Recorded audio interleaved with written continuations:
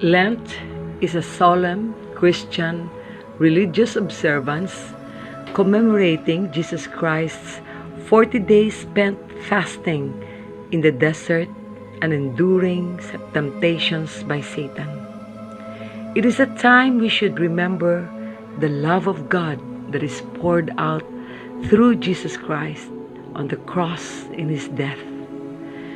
And as we celebrate this season, the Damas de la Caridad, or known as Ladies of Charity from Bacolod, La Carlota, and Victoria's unit, had their Lenten Recollection with Reverend Father Ariel Rotoni, CM, with the theme, Life in Between, an encounter of doing and being, in which he pointed out the 3 cycles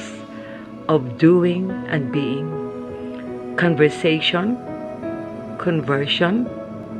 and consecration.